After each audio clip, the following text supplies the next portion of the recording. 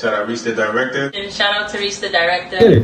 Find ways to monetize. Yeah. I'm not saying it's easy, but just do it. And if you're in process, your partner will see that. If you're bullshitting, your partner will see that. You know, so just communicate, be honest, and actually show effort and things getting done. If you do those things, I feel like it can work out. I'll tap in right off marketing communication, but it's also just finding that person that understands what's going on. Like, I've been in a relationship for damn near 10 years now. Same girl throughout, even before I started music, before dating her, but she knew what she was getting into. Oh shit. We'll be 10 years next year. Wait, why are you not married? It's in the works. It's in the plans. Everything that I do has a purpose and a reason. Okay. But it's a lot of communication. It's having that person that finding that person that supports you, regardless. Like I see what you're doing. I see that you're inspired. I see, and having that person that actually loves that about you. Like you can't. I wouldn't feel comfortable starting a new relationship with somebody that doesn't like music, because that doesn't make any sense. But don't be on bullshit. Also, you can't be on bullshit neither. It's right. On bullshit. Yep. But yeah, that's one thing that I value, and that's one thing I love about my girl. My girl's been in the studio with me before. My girl goes to most of the shows. She co-produced P. Rich Bounce. My girl co-produced P. Rich Bounce. Yeah. My girl's produced on my project. Like, you could break that down. Yeah, like you find that person that also shares that interest. That sees inspiration in you, because that's also the big part too. I inspire her, she inspires me too. It's a receptor. That's what's up, man. Yeah, so it definitely could work. It's difficult. It is difficult, but you just gotta put the work in. Exactly. You gotta find somebody that supports you. I feel like me personally, like, it's gonna be tough to find a woman that fully understands me. You know what I mean? But maybe I'm not there yet because I think about it like that. So like, what's one? I'm sorry to cut you off. So like, what's one quality that attracts you to people? For the females, for the ladies. I like a woman that's beautiful mentally. You know what I'm saying, and physically. Okay. But like, I feel like beauty is perception. You know what I mean? Like, I like a woman that's artistic too. Like, that's very attractive to me. If they're artistic and they don't live their life on this straight path, you know what I mean? But like me personally, I just feel like as an artist too, like, we a little crazy in the head. Like, I am sporadic sometimes, and like, I do want to work on different things, and I do want to move in certain directions, and it's kind of tough to be in a relationship, because I feel like sometimes a woman will keep you on that right path, but they won't understand how your mind works. Like, I need somebody to understand how my mind works, and vice versa. What's the first rap verse you remember? Like, in general? Yeah, like as a kid, like your first rap verse you remember.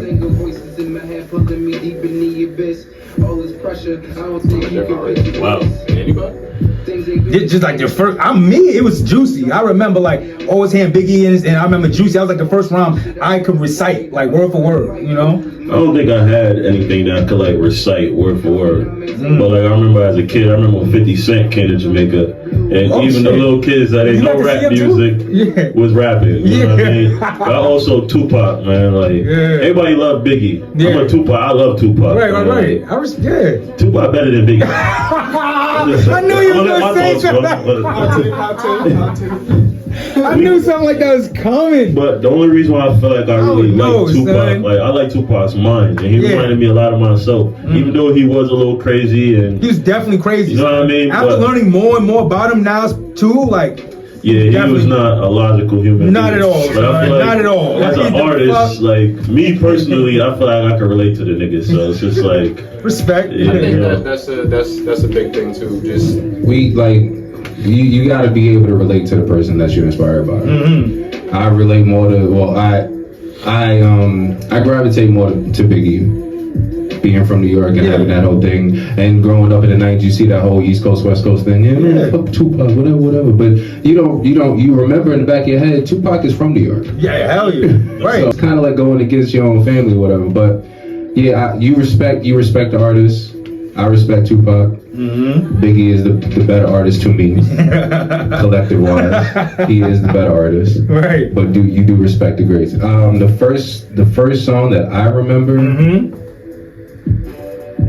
It might be what is the name? Can't Knock the Hustle, Jay-Z and Mary J. Yeah. My mom was a big Mary J. Blige fan. Yeah. Every Saturday. Every Saturday, smelling some pine sol. And she Mary J. Blige and Anita Baker. That's what we heard. Hell yeah. But I think Can't Knock the Hustle was the first one that I know, and that set it off for me. Like that, Jay-Z is one of my biggest inspirations. Oh shit.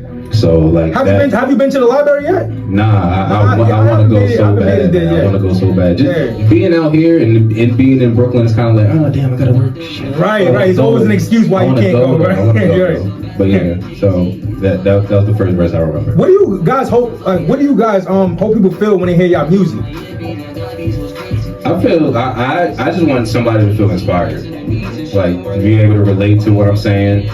Have a like that deep inner like. I felt that's something that I'm living through, and you helped me through that.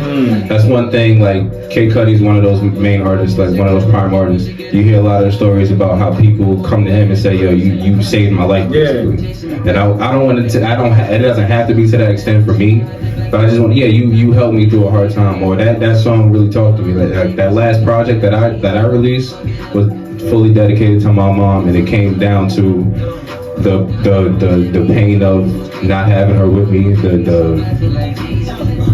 damn it. Yeah. I can't even talk about this shit, but but like just that the mixed emotions you go through, the denial part, reflecting on it and how you come back and triumph from that. Right. So I feel like I want like stuff like that to be like, I've lost somebody and your project helped me get through that loss. That the things you said in that song and that project really helped me, and it put it in perspective for me that that person is gone, but they live our memories and our inspirations.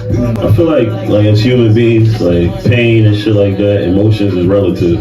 So like honestly, when I make a song, I know somebody else feel like that. And I'm not an artist that go in the studio and like I've been in writing camps and shit like that. I've been around big time artists, written for big artists, and most of their process is let's find a subject, let's make sure it's this many bars. I've never been that type of artist. You know what I mean? My music is how I feel, and I'll be very raw with it. And I know somebody else is gonna feel it. It's like it's amazing when you amaze yourself. You know what I mean? When we go on that car ride and we listen to that song and we like, this shit is it. Just know it's it. You know what I mean? So but like I definitely want people to be inspired, not just to make music or listen to music, but to follow their dreams. Because I think that's why I fuck with Tupac so much. Because it wasn't only like Tupac. Every time you say that shit, make me weak. Now I'm just saying, for Pac and for a lot of different artists, a lot of people might find trouble or whatever. Like, at least he was speaking his piece, and he really didn't give a fuck what anybody thought about what he's saying, because that's how he really felt. No, somebody's gonna relate to you. That's a fact. You know what I mean? I feel like, I don't know how to describe it, but the best feeling to me since I'm new to making music is when I play a song and somebody turns to me and is like, "That's you?" That is like the best feeling. That's like either that or like I try to write about like real life situations that I've been through, and I know like probably other people can relate to them. So do you feel like you can tell a story that you never been through in your music?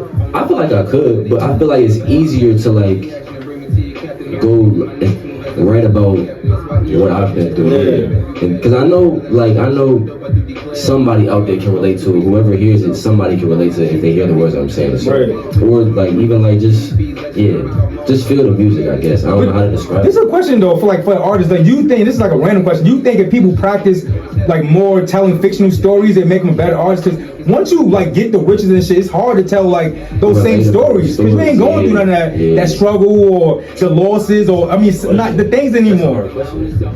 I feel like when I was a kid and I was writing, I did a lot of that shit. Like, it's not like, I'm rapping and singing about selling drugs, but a girl might be on crack down the street, or I might know somebody that was homeless in Jamaica, somebody that was hurt, and somebody else got to tell their story. You know what I mean? So it's a difference. Like, some people make up fictional stories, but most of the shit that, as an artist, you might be singing about are speaking for somebody that can't speak for themselves. Yeah. You know what I mean? So that's important. Yeah.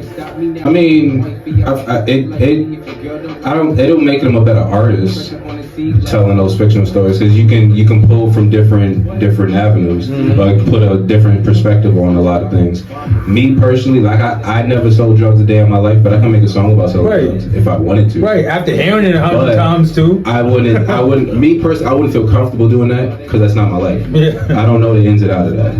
I see the surface, the face value of it, but I don't know what's behind that wall. So I personally can't speak to it. So that's why I personally just don't do it. But I mean, you can make a full career out of somebody else's life. It's very easy.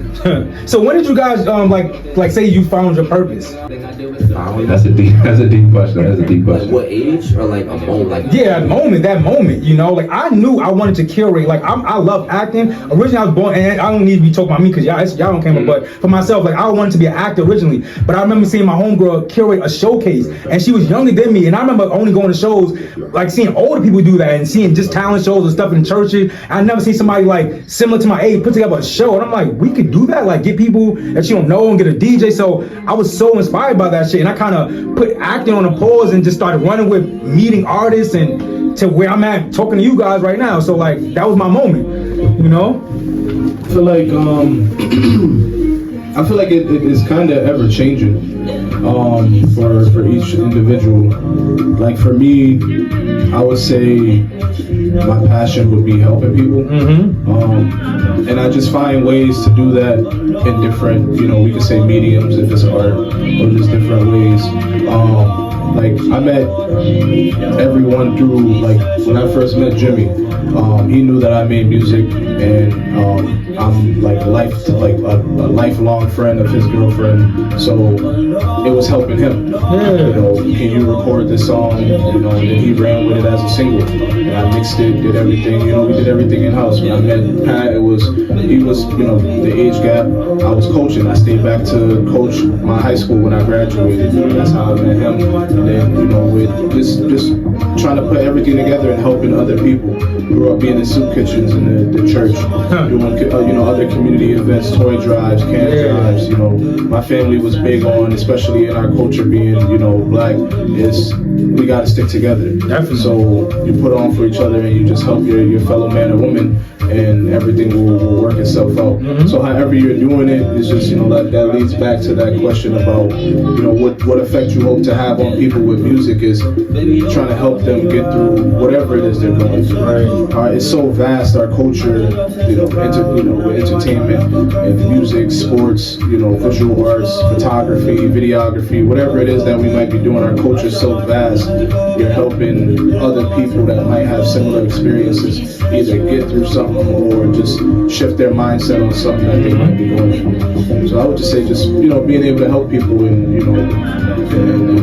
just get people through things. I feel like I found my, what was it called? When did I find my purpose? I feel like my mom helped me with this for sure. When I was young, when I had my bow tie business, she was the one pushing me to so I started my bow tie business here. Shout out to my mom. Music video, Flying China, he wore a gold bow tie. I was a little kid, and from that point on, I was like, I want to wear bow ties. So my mom told me, she was like, why don't you just make your own bow ties? And I started making them, and she started pushing them, telling her friends, whoever had telling some of the neighbors and stuff. Yeah, and then I ended up going to fashion shows, and I'm like, I can really do this. So whatever you want to create, you can create, and just push it. Who taught you how to sew and stitch it together? YouTube. I taught myself on YouTube in middle That's school. What's up, bro. My mom bought me a sewing machine, and I got straight to it. I had my phone propped up, and I'm like, all right, kid, this is how you do it. Yeah, I feel like, my purpose is just create. Whatever you want to create, just create and just put it out to the world, and the feedback is the feedback. Yeah, man. I think me personally, I think music is just a part of my purpose.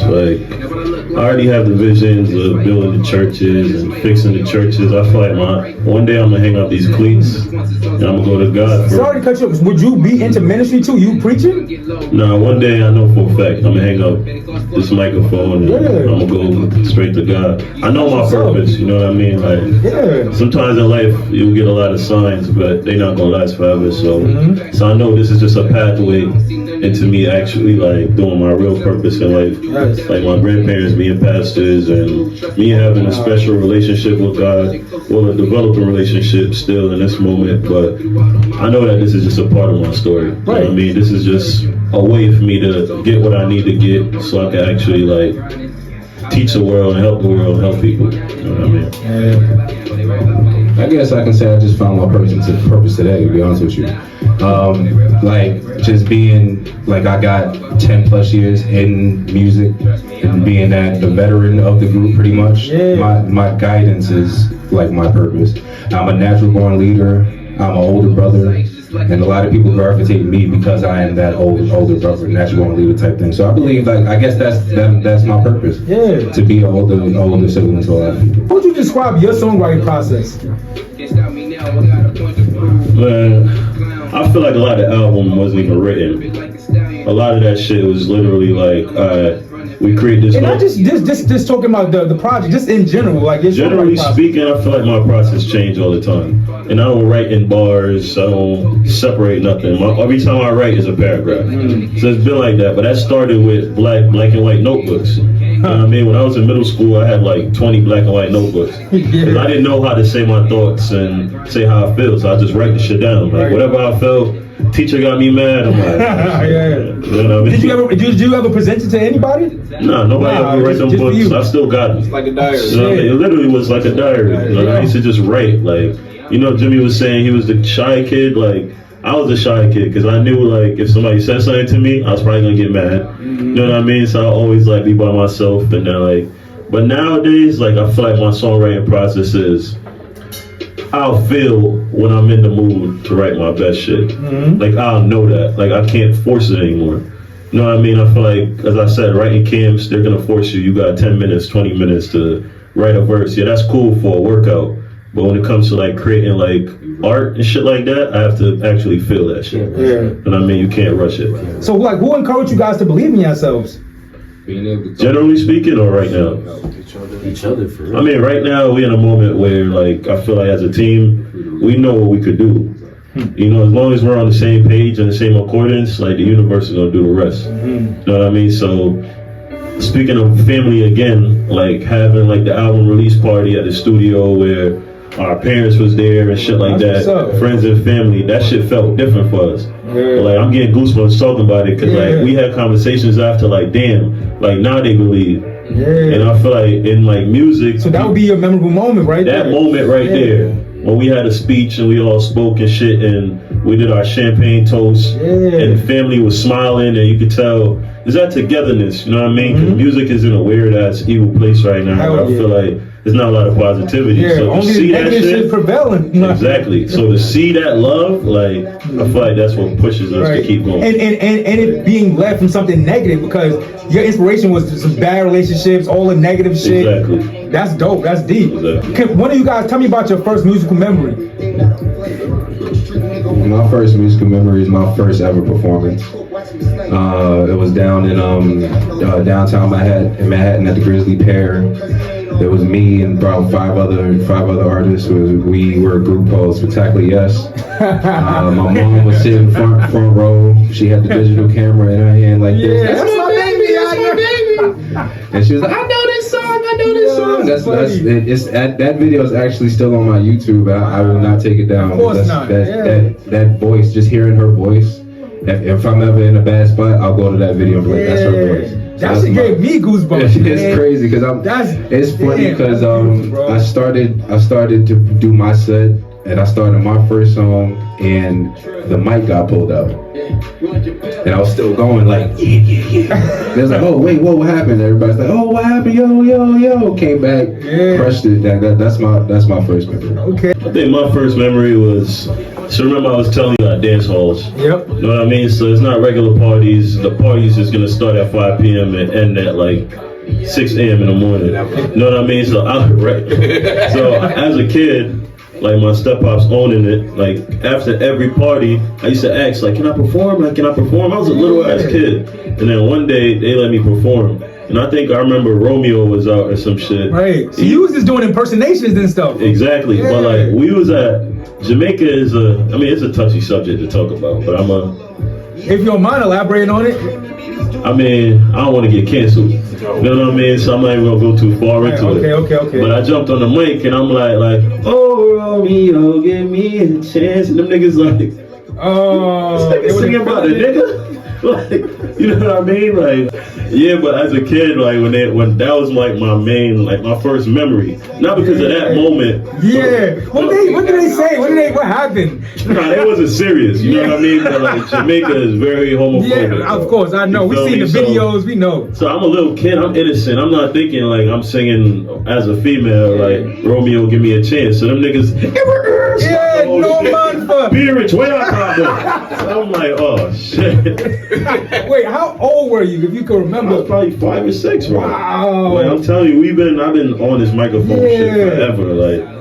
But that's still a dope ass memory. Hell yeah, like just imagine it's 6 a.m. in the morning. Yeah, only kid out there. Yeah, the chickens and shit making noise. You see niggas walking their donkeys and shit. Donkeys? Right, and you out there on the mic as a low ass kid. Yo. Yeah, jean shorts and your Timbs. Shit don't add up. I say my first memory was, how old was I? I was probably 17. It was my little brother. He was making music at first and like posting it on YouTube just for fun. Yeah. And he wanted me to make a song with him, so like he gave me the phone. He showed me what he recorded. We had like the wire Apple headphones, and I just remember going in the closet and I was like, yo, I could lay a verse down on this. So I took his phone in the closet and recorded my verse, and then we dropped that song on YouTube. And then my dad was like, oh, y'all want to make music for real? Let's get in the studio. Yo, what's the age difference between you and your brother? Me and my brother are 4 years apart. So 4 years, 17, okay. He was 13, yeah. Wait, he's 13, so he was pushing you. Yeah, he was making music before. He was like, come on, Silas, I know you can make music. I'm like, and the whole time I'm insecure about my voice at the time. I'm like, nah, because I'm just like, I'm not going through puberty, but like I'm on the end of that. So I'm like, my voice ain't right. I can't record right now. I can't record. And I recorded it, and it ended up being good. And my dad heard it. He was like, yeah, we gonna get y'all in the studio. Yo, what was the first studio he took y'all to? Shoot, it's my boy Biggs. Shout out T Biggs. He got a studio out in Waterbury. Okay, so, not far from us. Yeah, I was making music with them. I was making music with him, and then I met Mark. Well, I've been to you, but I met Pat. No, I met Pat at the your 30th birthday party. Yep. Wow. Showed them my music. what they said? I said, damn. Yeah. I said 30. But, yeah, I remember that vividly. Yeah, you played 30 for 30 freestyle. Then we started. I played you some of my music. Yeah. And then that's when he was like, yeah, that's my cousin. Yeah. And then we just, ever since then we locked in on that. That's what's up. Yeah. But that's my like first memory. Like. Okay. So tell me about your worst musical experience. Ooh. And you don't gotta like say any names or nothing like that. It's not that type of podcast, but worst music experience. I'll say my worst musical experience was like it was more of like a phase where I wasn't trusting my mixes, and like every time I recorded or like mixed something, I was doing something different. So there was no consistency. I was hearing like, you hear one critique of a song and then you hyper focus on that one thing. So like I would hear, the vocals not sitting right. So now I'm just hyper focused on that. But then now the auto-tune ain't right. And then they're like, why does the auto-tune sound like that? So now I'm hyper focused on the auto-tune, and it's not, the other problem is now, poking back up again. It just was not trusting myself, and it just became like a shit show. Yeah. But now it's, back to just like feeling the track and realizing that it's not a standard thing that you have to do to every single song. Different songs need different treatment, and it's just accumulating those skills. I didn't have the skills. Like, Pat was saying, when you are forced to do something, sometimes you have to force yourself to do something, because like he said, it's good for a workout, because you have to have the practice to develop the skill. Most artists, we don't realize they're incredibly skilled at what they do. We just think it's walking in the room and just doing it. They're like, athletes or whatever in their own right. They practice and hone their craft. Right. So that was my worst experience, just developing the process of developing the skills, so I could trust my mixes and develop, deliver the best possible product. That's honest, man. You just started. You said you just started, so Yeah, I don't know if I have. Yeah, worst is like, I'll probably say like, sometimes like my voice don't sound right. If I can't like catch a beat and I try to and then I hear it back and it's not, I'm like, nah. We had that a couple times. But you always come back and Yeah. And that's the thing about like why we're like, I like the way we work, because it doesn't have to be done right then and there. Like and sometimes, like you said, we work on songs for like a week or like 4 days, and like it don't be done until after then. But then it comes out with the outcome is good, but it takes longer to get to that outcome. If that makes sense. But worst, yeah, I haven't had a worst yet, unless it's like just me not fucking with how I laid my vocals down or some shit like that. But, I think my worst experiences was working with labels, like, honestly. Labels with the S. Oh, you. Yeah, I've been through a couple of them. What? Like, visiting Atlantic, shout out to Atlantic, like, you know what I mean? But I don't think that experience was bad because of them. I just wasn't prepared. Yeah, right. You know, Bobby was on the table getting it right. Yeah. Like, I'm playing You tried that? Hell no. Oh. That's what I probably would have been signed if I did that. But like, I was literally, I feel like it all happened for a purpose, but I was literally like this, like just sitting there like this. Yeah, you like that? I wasn't performing, you know what I mean? Like, You supposed to get up there and say, "Oh, baby, give me one." You know what I'm saying? And get right, like. Right. But I wasn't. But I feel like I was like extremely nervous at the time, and I'd be completely vulnerable about the situation. It wasn't like one of those. It wasn't natural. Like they reached out to me, but the A&R wanted me to pay to go there. You know what I mean? And it was one of those things where I'm like, nigga, I'm not about to pay for my talent and shit. You know what I mean? So I feel like that kind of messed up the relationship that we had. But another thing was too, like, writing for, and it don't matter to me, I'll speak about the artists, like writing for G-Eazy, like I felt like it just wasn't professional. You know what I mean? And I wrote like 7 different hooks for the same beat, and then he got frustrated because he couldn't perform it like I could. It was just a lot of things like that. You know what I mean? Where I feel like a lot of industry artists are so used to yes men and people being around them that they might feel are not more talented than them. Then you get into the room and it's like they might feel bothered. So just working with industry artists, and then honestly another experience too, like being in LA.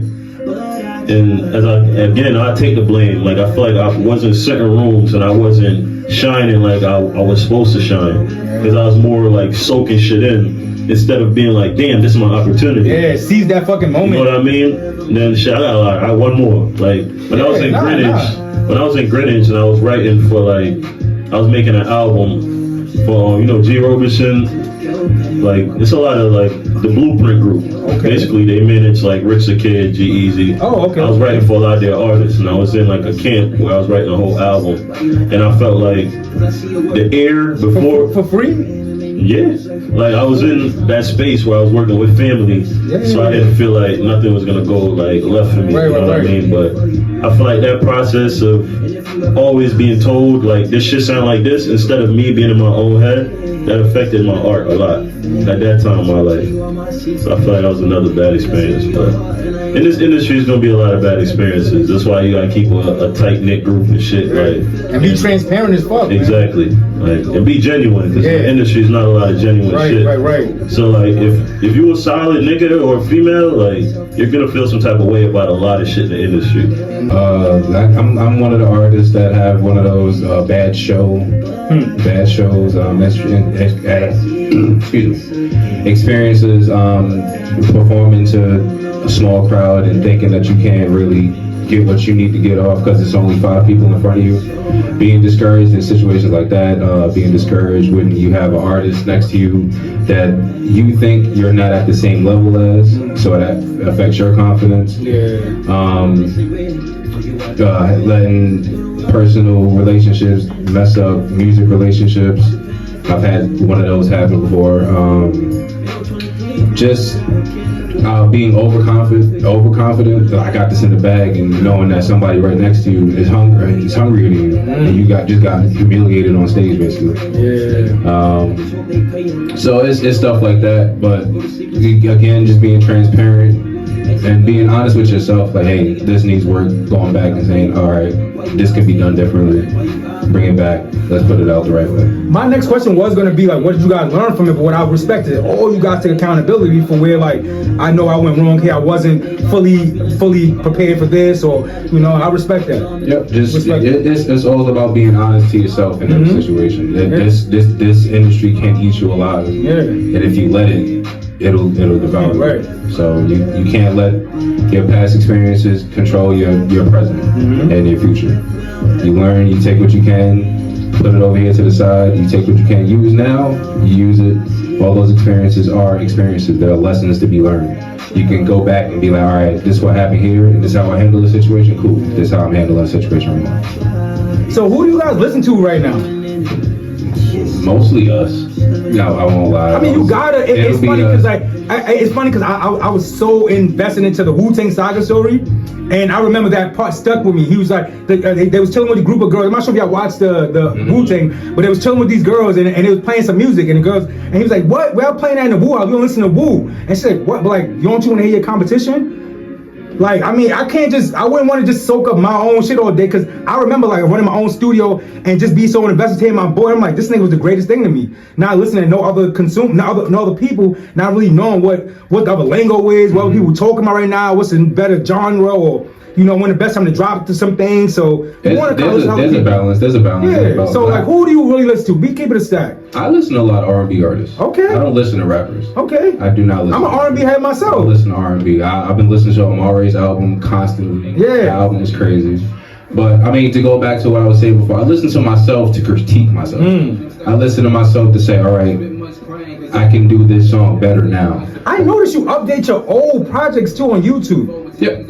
Like, that was really interesting to me. Like, I was looking, I'm like, this something he dropped years ago. Like, so you are really still seeing where did I go wrong, what could be better. I respect that, because some people make shit like, all right, that was just going whatever. Right, and it's like, nigga, how could you say, like, how could you get better if you ain't perfect what you did? Like, I respect that. I see myself as my biggest competition, personally. Yeah, Jay-Z's my inspiration, but I can be better than Jay-Z if I wanted to. If I put my mind to it, I think I can. And I always go back and say, all right, I didn't sing that hook properly. There's a song that's coming out on my next project that everybody says that I sing better in performances than I did in the studio. Recorded it. Yeah. So I'm going back and I'm going to re-record it, because I know it can be done better. So I listen to myself to critique myself. Yeah. Recently, since we dropped the album, I listen to the album every day. You know what I mean? But like, I feel like I listen to the album because like they bring me back to the space I was when I wrote the music. Is that a good thing though? Sometimes it's good because it pulls new inspiration. You know what I mean? It continues the storyline too. Because all my shit is literally, I'll be honest, most of my music is about the same female. You know what I mean? So it kind of pulls that inspiration. Right. But kind of reminds you too, never to go back there too. or to just dip in there again for another album. Right. You know what I mean? I listen to a lot of old school shit, man. I like Bob Marley a lot. I listen to Bob Marley, keeps me calm. I listen to a lot of instrumentals, like, cause it helps me Who think. was that Jamaican artist you told me? Jimmy Cliff. Jimmy Cliff. So I haven't listened to Jimmy Cliff in a while, but I was inspired by Jimmy Cliff because he branched out into acting while he was in his prime and singing. And I felt like that shit was cool. You know what I mean? Like Pac did that shit, did a lot of acting while he was still lit. You know what I mean? So I was inspired by that. Yeah. But honestly, man, I'm the type of guy, I'll make a song. Like shit, I made a song yesterday and I didn't listen to it like 200 times already. I listen to a lot of my same shit over and over again. I mean, as you should, because you want to be prepared for these shows too. Exactly. You don't want to get on the fucking stage and you like, don't know. Damn. Exactly. What the fuck I said? Forgetting the words and shit. You know what I mean? You said you wrote this project 2 years ago, so that shit needs to be embedded in your head. Because niggas will be like, yo, bro, when you perform, and you know. And now I'm on stage, like, you know what I mean? But shit, honestly, too, I listen to a lot of Drake, like old Drake, like a lot of new Drake. Like I always felt Tory like. Lanez? No, I fuck with Tory heavy. You Like I've had a lot of comparisons to Tory. I know artists don't like to be compared, but I definitely can hear it. I've been hearing this so much, yeah, which is like more than Drake. I remember when Bryson just came out, and it was like Bryson versus Tory. Yeah. And I was on some shit like, nah, I fuck with Bryson more. Yeah. And everybody around me was like, nigga, how? Like, you sound like him, right? Nigga, don't you like yourself? Right. That's funny. But yeah, I like Tory. Fuck with Chris Brown a lot. I've always fucked with Breezy. Okay. What you listen to right now? I listen to like a wide variety of music, I'm not gonna lie. But if it's not other than like Dream Team beats or like the music we make, of course like Drake, obviously. Who else? Tory for sure. That Playboy album by Tory, I listen to like heavily. Like that's what I go back to if I listen to Tory. But if not, Tame Impala, who else? I listen to Yachty. Yeah, Lil Yachty. I'm a Lil Yachty stan, I'm not gonna lie. And then who else? I listen to R&B too, or like female artists like Snow Allegra. Like there's this new artist. She's not no Connecticut artist? I try not to. Oh my God! The only I listen to. It's so weird because I feel like Connecticut is so supportive of one another, but they don't listen to other Connecticut people. A lot of this should be sounding the same. The same, yeah. We ain't dissing, but we just saying. Yeah. It do be sounding the same. Shout out to my boy Doran Field. Where's he from? Doran out of Springfield. Okay, I gotta definitely get him. My boy is Jamaican too, very, very talented. There's some talent out here for sure. Yeah. Damn, I can't really think of much more, man. But shout out to my boy Doran. I go through phases. So, like a few months ago, everything was Afrobeat. Yeah. All day, every day was just Afrobeat. And then sometimes it's like R&B. Then it'll go back to hip hop. But I always have like certain artists that are they still gonna be the top. Like Common, Lupe. I like people that can rap. Yeah. And then R&B artists, even R&B artists that can rap. Like, your Chris Browns, your Trey. Because a lot of them, I know they have their whatever stuff, but that's just the art form. Just hip hop in general and, all of the things that spawned off of hip hop. And always, going back to the culture. But as far as CT artists, there's a ton of CT artists I listen to. I think that's one thing we don't do well enough because CT's tiny as hell. Yeah. We don't have the market to beef because there's not enough on one side. You know what I mean? Who you gonna have 20 people that's rooting for you? Right. When it was East Coast, West Coast, it's a whole coast of people, North and South, that are going with Biggie. A whole coast of people, West Side that's going with Tupac. Yeah. Connecticut's too small for that. Yeah. We should be doing what Atlanta's more collaborative things. I've been saying that. I've been telling my people in Brooklyn, I'm like, yo, CT really could be like Atlanta. And because personally, honestly, like as much as y'all saying like I don't listen to this one, that one, but everyone's following one another. Yeah. Like everybody is following. Like I could find 100 people through your page alone. I'm like, oh shit, I'm following him. Oh shit, I'm following him. So yeah, I think y'all should become like a fucking Atlanta. That's like one thing that 50 Cent said in one of his books about Hartford. Hartford's like a hotbed for a lot of hip hop, acts that come out of different. They got the cities. Webster there, right? Well, I wouldn't even just say the Webster, just the pulse of the city. Like I would credit Hartford for springing a lot of different artists. French Montana. Frenchie, like he really loves CT. Max like he always talking about Hartford, CT. Young and May, when her track in general.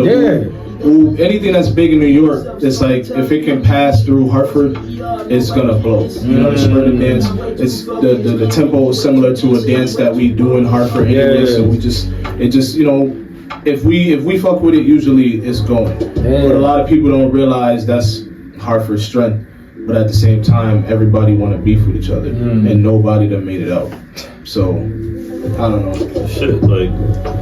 Right, gonna have the followers and shit. You know what I mean? Like, Annoyed is good. Like, but he's not a secret. You know what I'm saying? You got like Queen Peasy. Shout out to Peasy. She mixed a couple of the songs on the album. Shout out to the Dons, like DON, SB, Best. I've been looking to meet female producers. That's interesting too. And shout out to Queen, man. Queen Peasy, she been doing this shit for a while. Yeah. She has a very unique sound. Yeah. And she represents Hartford for real. That's what's up. Shout out to her. I definitely like to meet her. You should definitely get her up in here. Yeah, for sure. And then honestly, as I said, it's a lot of secret gems. Like Young Best, Best is very talented. He just don't push shit out. That's the thing too about a lot of Hartford artists. Like they'll be talented, but we're not in a space like Atlanta. And if you don't see us in that up there with them, then you're probably not gonna be inspired to really push. You know what I mean? Like it's a tough city to collaborate. Like I know, it's a small city, but a lot of niggas probably gonna have 1,000 views and try to charge you for a feature, which is crazy. You know what I mean? I think we're in a space where we should all just say fuck it. We work together, we gonna win. We lift each other up. But it's a lot of politics in the city. So my next question though, like, what does making it mean to you guys? I mean, as Jimmy was saying, like he been doing this shit for a while. Same with me, same with Marty. Like, Sai, one day you're gonna say that shit. But honestly, like, it's like going through high school and playing football and shit, and you make it to college. But now you have that next barrier you gotta break making it to the league. I feel like that's how I compare music. We've been doing this shit for so long, and I've been doing this shit for so long that I expect to make it. Like at one point I put an age limit on this, but now I feel in my soul like it's gonna happen when the universe and when God wanted it to happen, when we decide that we're gonna work hard enough to get there. So like making it is not us hitting 1 million views. Making it is when we say fuck it, we in Africa buying land, and we in Jamaica building houses and shit, and we could all look at each other in the face and be like, nigga, we did this. Shit. You know what I mean? It's just it's a lot of what is it, gratification. I made it to this point, and everything that I went through had a purpose. It's that whole, all right, you can reflect and look back. These are the steps, and I went through all these steps, and now that I'm here at this point, all right, cool.